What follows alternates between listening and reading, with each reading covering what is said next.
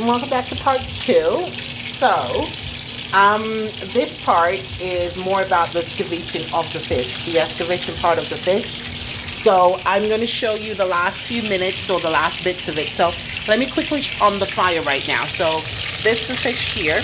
These are what I've fried before. And I'm going to tell you what I'm going to use to make the actual escovitch part. So right here I have all the ingredients I showed earlier, which is the carrots, the green peppers, the red peppers, the onions, my scotch bonnet, then the main ingredient, which is the malt vinegar, some water, and I like to use a little teaspoon or so of fish sauce. I think everybody does this differently, and how they do it is all up to them, but for me, when I'm cooking this is how I like to do it. So let's see if I can get you to see what I'm seeing. I'm going to try and move this around so that you can get to see what needs to get done right now. So, I'm going to take this fish out, right?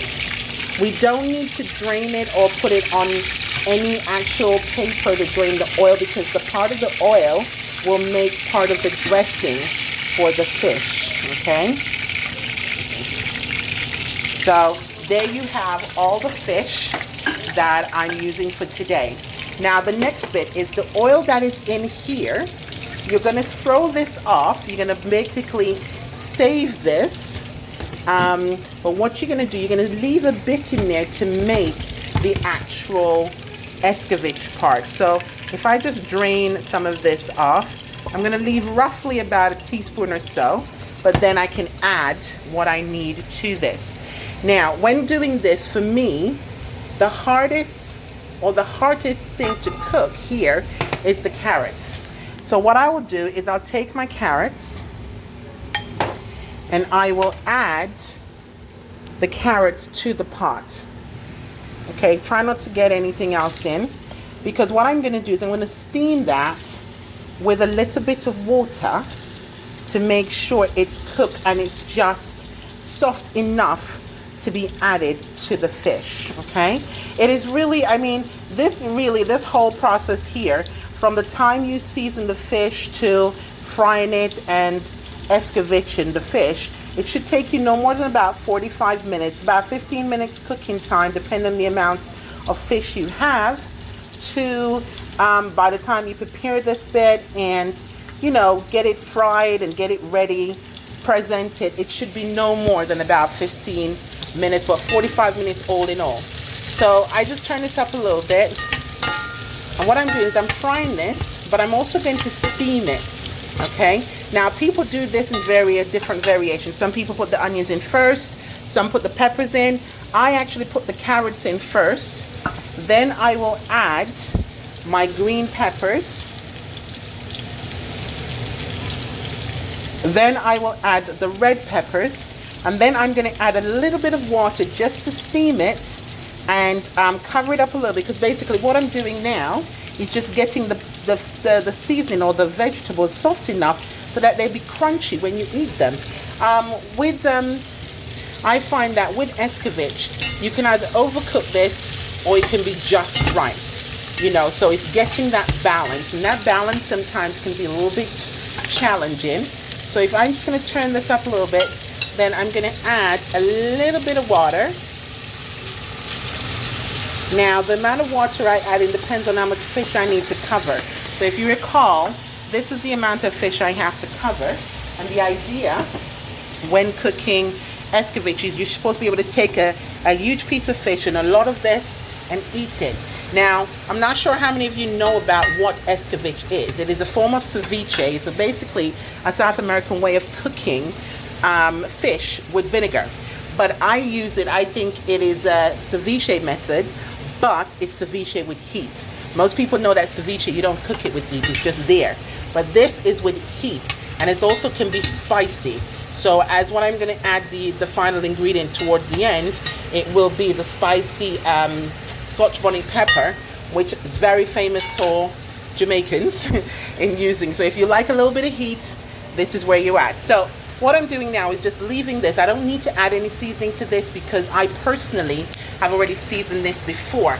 However, there is one more ingredient which I'm about to just get out of my cupboard, which is basically every Jamaican will use this, and it's pimento seeds. Now, with anything, you just add a few, okay?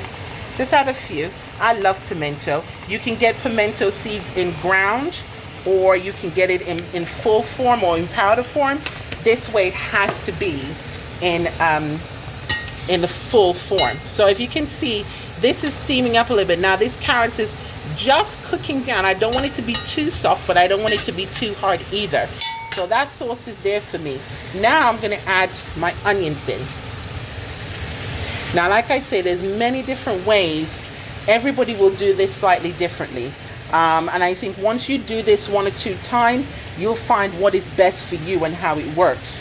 So for me, if I add my onions in now, letting that cook down a little bit. I mean, if you want to and you feel you haven't added enough seasoning from start, you can round about this time add some black pepper or even some aromat to this. But I personally, I'm fine. I know that I am pretty heavy-handed with my salt, so I try not to use too much. My husband thinks it's fine. But for me, I just want to make sure I take enough time. Now, at this point, what I'm doing here is I'm about to add some vinegar. So I showed you earlier the malt vinegar. So I just do a little bit of that because this is what's actually going to cook the fish. Now you can probably, I think if you notice, I don't use teaspoons and I don't explain and I don't say how much you need to put in. I think as a cook you will kind of figure out what is best for you. What is best for you and what that works. So I just add a little bit more. And then my final, or one of my second to final ingredients, is I use a little bit of fish sauce. Now it's a cliche because I'm cooking fish, yes, adds a bit of sauce to it. I use this in my Thai cooking, but this I just add a little bit there. Then I add my final ingredient, which is the Scotch bonnet pepper. Now, oh, I can just smell the smell coming up from this pot right now. It smells amazing. Now, the idea is you only need to simmer this for about 2 minutes. Literally simmer this for about 2 minutes. And with that 2 minutes, then you will be ready to go and you'll be ready to put it on your fish. And then your fish really kind of is then done and cooks itself. So let me just cover this up. And then what I'm going to do is I'm going to leave it for a few minutes, give you all a good conversation to see how your day's been going. You know, like I said to you guys, this video was very, very quick. It wasn't something I planned to do. I literally just wanted to cook fish. My husband and I wanted fish and we're like, what can we do? And I thought, well, you know what? Let me share, because everybody keeps telling me, why don't I share my recipe when I'm cooking? Why don't I show? Sometimes I'm just so hungry. I want to eat my food. But today it's Saturday, so I want to share with you guys today. So, right, so that's been simmering now from a medium to high heat for about 1.5 minutes, 2 minutes. I'm going to quickly show you what it looks. See? That, I mean, if I could tell you guys, if you could smell, if this video could give you the scent and aroma that is just wafting up from this, you'd be so envious. You'd be inviting yourself to dinner right now. But unfortunately I can't, so I'm going to just let you, oh gosh, I can smell it. The aroma is just too much. Now, when this is finished, all I'm going to do, I'm going to turn this heat down a little bit. Turn this down a little bit. When this is finished, all you got to do is you're going to literally place it over the fish. Literally place it over the fish and let it filter through. Now, at this point, the true Jamaican would eat this with bami, which is a very rational dish. However, today I didn't make bami. I'm going to make something really simple. I'm just having the fish on its own with either Jamaican hard dough bread or just eating on its own, because sometimes just doing it that way, it tastes perfect. So let me just, right, okay, this is ready. You see, you can't overcook this, because overcooking this just makes it soggy, doesn't make it nice. You don't enjoy it as much. So all I then do is this, because all you're doing now is you're serving this onto the fish. Okay, now remember, you've got some nice pimento seeds in here. You know, you have some scotch bonnet pepper, you have some red peppers, you have green peppers, you have carrots, which is lovely. You know, still, you know, this is, you could probably make this meal if you wanted to eat healthy. Now, if you're going to eat this healthily, what I would suggest you do is don't fry the fish. If you're looking for the healthy option, the best thing to do is to not steam the fish, but grill the fish. Once you grill it, you can then do this process, but grilling the fish is much better. Okay? Right.